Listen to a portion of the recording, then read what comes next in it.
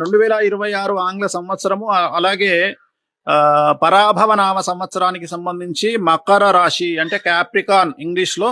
So సంవత్సర ఫలితాలు ఎలా ఉండబోతా ఉన్నాయి చూద్దాము. ఉత్తరాషాఢ 2, 3, 4, శ్రవణం 1, 2, 3, 4, ధనిష్ట 1, 2 పాదములు, ఆదాయం 2, వ్యయం 8, రాజపూజ్యం 1, అవమానం 6.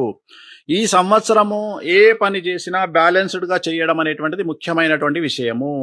సో శుభాశుభ ఫలితాలు ఉంటాయి. 50% మంచి, 50% చెడు ఉంటుంది. ఒక నెల మంచిగా ఉంటే ఒక నెల చెడుగా ఉంటుంది. ఒక నెల డబ్బులుంటే ఒక నెల డబ్బులు ఉండవు. ఒక నెల మంచి సమాజంలో మంచి పేరు వస్తే ఇంకొక నెల చెడ్డ పేరు వచ్చేటువంటి అవకాశం ఉంది.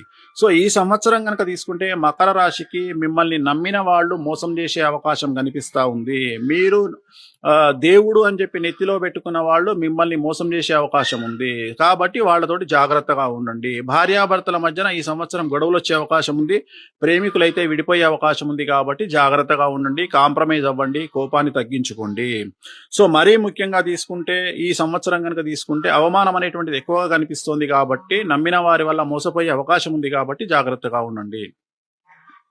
విద్యార్థులకు సంబంధించి ఉత్తీర్ణత శాతం బాగుంటుంది. కానీ చెడు స్నేహాల వల్ల ఇబ్బందులు ఏర్పడే అవకాశం ఉంది విద్యార్థులకు. అలాగే ఉద్యోగస్తులకు, ప్రైవేటు రంగ ఉద్యోగస్తులకు అనుకూలమైన ఫలితాలు ఈ సంవత్సరం ఉండబోతా ఉన్నాయి. ఖచ్చితంగా మీకు ఉన్నటువంటి పొజిషన్ మారేటువంటి అవకాశం ఉంది. అంటే ప్రమోషన్లు వచ్చే అవకాశం ఉంది, బదిలీలు ఉంటాయి, పై అధికారుల మన్ననలు పొందుతారు. రైతులకు మొదటి పంట కంటే రెండవ పంట దిగుబడి రాబడి పెరుగుతుంది. కానీ మొదటి పంటలో వచ్చిన నష్టాన్ని రెండవ పంటతో కవర్ చేయగలుగుతారు. చేపలు, రొయ్యల వ్యాపారస్తులకు అనుకూలంగా ఉంటుంది, రొయ్యల రైతులకు అనుకూలంగా ఉంటుంది. అలాగే పౌల్ట్రీ రంగంలో విశేషించి అనుకూలంగా ఉండబోతా ఉంది. రాజకీయ రంగంలో ఉండే వారికి మాత్రం మీరు నమ్మిన వారు మిమ్మల్ని మోసం చేసే అవకాశం కనిపిస్తా ఉంది. స్త్రీలకు ఈ సంవత్సరం భార్యాభర్తల మధ్యన గొడవలు వచ్చే అవకాశం ఉంది. అది మినహా స్త్రీలకు చాలా అనుకూలంగా ఉండబోతా ఉంది మకర రాశి వారికి. సో కళాకారులకు, క్రీడాకారులకు అనుకూలంగా ఉండబోతా ఉంది.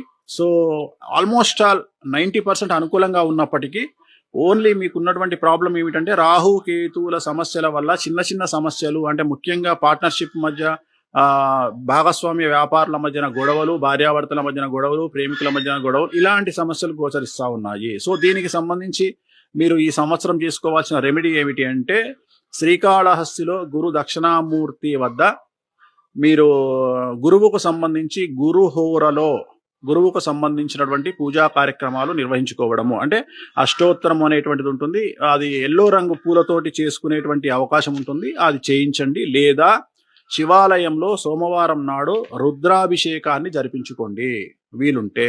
నెలకొకసారో, 2 నెలలకొకసారో, 6 నెలలకొకసారో.